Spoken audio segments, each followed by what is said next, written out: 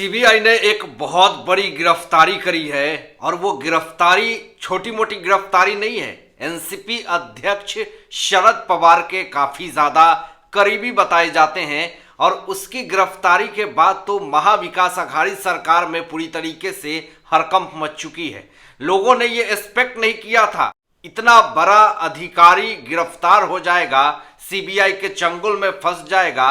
और जब से वो सीबीआई के चंगुल में फंसा है, गिरफ्तारी हुई है, तब से अब खबरें आ रही है कि शरद पवार और नरेंद्र मोदी जी के बीच में काफी ज्यादा अनबन हो चुकी है। लेकिन ऐसा वो कौन सा बड़ा अधिकारी है जिसकी गिरफ्तारी होने के बाद शरद पवार की नींद उड़ चुकी है और इतने करोड़ रुपए के घोटाले का पूरा मामला निकल करके सामने आया है। और कहा जा रहा है कि सीबीआई की अभी तक की ये सबसे बड़े घोटालेबाज की गिरफ्तारी हुई है। और ये गिरफ्तारी ऐसी है और इतना बड़ा वो घोटालेबाज है कि एक रिक्शा वाला से कैसे वो 3 हेलीकॉप्टर का मालिक बन गया और हजारों करोड़ रुपए का मालिक कैसे बना, ये तमाम चीजें आपको इस वीडियो में बताएंगे। DHFL yes bank fraud case में लोन का पूरा मामला है। ABL के चेयरमैन अविनाश भोसले को सीबीआई ने गिरफ्तार कर लिया है।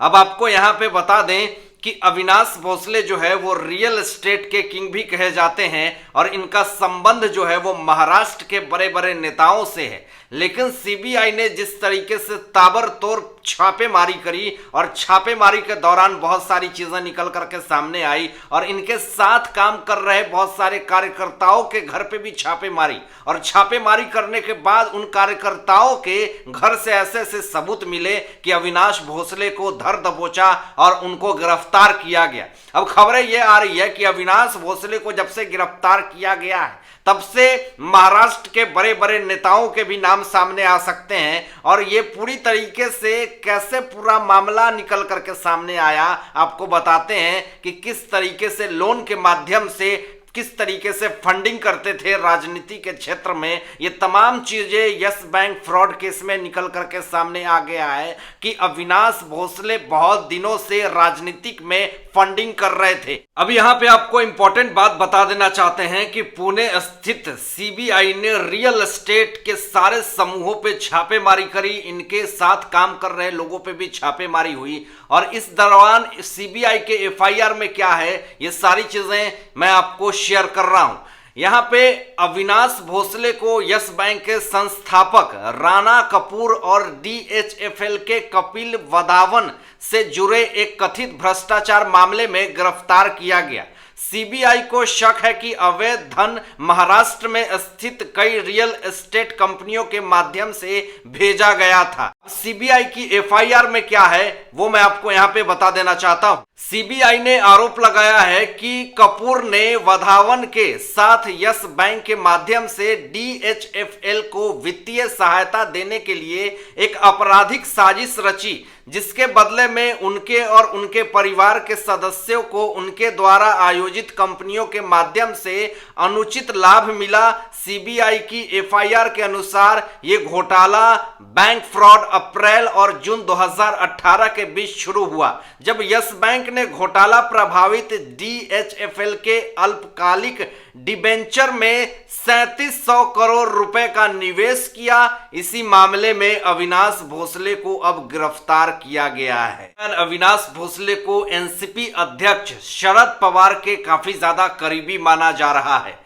और जब से गिरफ्तारी हुई है अविनाश भोसले की, तब से तो शरद पवार अब लोगों से बातें कर रहे हैं सीबीआई तक कैसे पहुंच करके इनको जमानत दिलवाई जाए। लेकिन ये तमाम चीजें करने के बावजूद भी कुछ होने वाला नहीं है। लेकिन अब आपको बता दें कि अविनाश भोसले का महाराष्ट्र सरकार से, महाराष्ट्र राज्य से क्या संबंध है। अविनाश भोसले महाराष्ट्र सरकार के राज्य मंत्री विश्वजीत कदम के ससुर हैं। अविनाश ABIL ग्रुप के करोड़ों रुपए के सर्वे सर्वा हैं। एक वक्त था जब अविनाश भोसले के पास सिर्फ और सिर्फ रिक्शा होते थे और उसी रिक्शे से ये काम करके अपना रोजी रोटी चलाया करते थे। लेकिन आज के डेट में अविनाश भोसले के पास 3-3 अपने खुद के हेलीकॉप्टर हैं। अब सवाल यहाँ पे ये उठता है कि इतने तेजी से ग्रोथ होने का रीजन क्या है कि अविनाश भोसले रिक्शा से तुरंत ऐसा क्या कर दिए कि इनको 3-3 हेलीकॉप्टर के ये मालिक बन गए।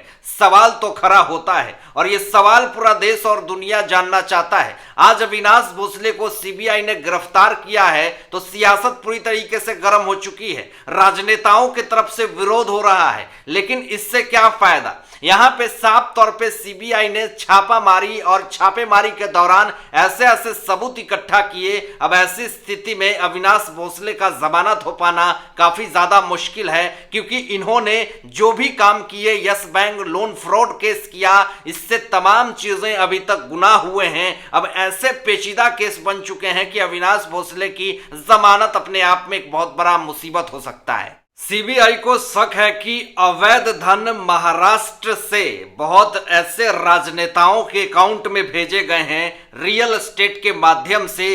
ये कौन से राजनेता है और किसको फंडिंग करी गई है, ये तमाम चीजें सीबीआई को शक है। और महाराष्ट्र में किस चीज का लेन देन हुआ, रियल एस्टेट कंपनी से अवैध धन को ट्रांसफर किए गए, ये तमाम चीजों का जिस तरीके से सीबीआई को शक है, ये तमाम चीजों पे इन्वेस्टिगेशन चल रही है। और इन्वेस्टिगेशन ऐसी चल रही है कि आने वाले समय में बड़े बड़े महाराष्ट्र के राजनेता भी जेल के सलाखों के पीछे जाएंगे। इसके पहले भी इस मामले में रेडियस डेवलपर्स के संजय छाबरिया को भी गिरफ्तार किया।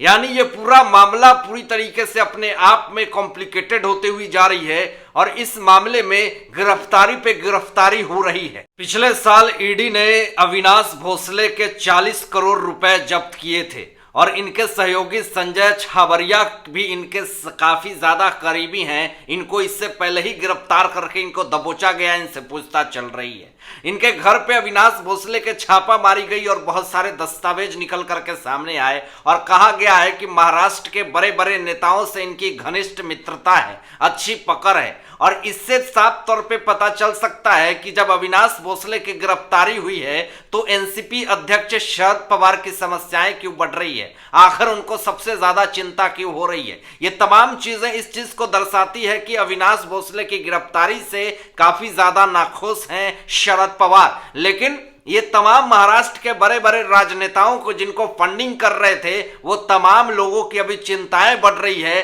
कि सीबीआई ने इनको गिरफ्तार किया है तो उनके सामने अगर इन्होंने मुंह खोल दिया तो हमारा क्या होगा। अविनाश भोसले ने जो फ्रॉड किया है, क्या इससे भारत देश की इकोनॉमिक पे प्रभाव नहीं पड़ता है? अब इस विषय में क्या महाविकास अघाड़ी सरकार को कोई कदम नहीं उठाना चाहिए? इस पर क्या संजय राउत कुछ नहीं बोलेंगे कि इस तरीके से धांधली करके ये देश को खोखला कर रहे हैं? आप क्या सोचते हैं इन तमाम मुद्दों पे अपने विचार व्यक्त कीजिएगा और ऐसे ही लेटेस्ट अपडेट पाने के लिए इस चैनल को सब्सक्राइब करके बेल आइकन प्रेस कर दीजिएगा और अपने दोस्तों के साथ शेयर जरूर कीजिएगा। Thanks for watching my videos. जय हिंद।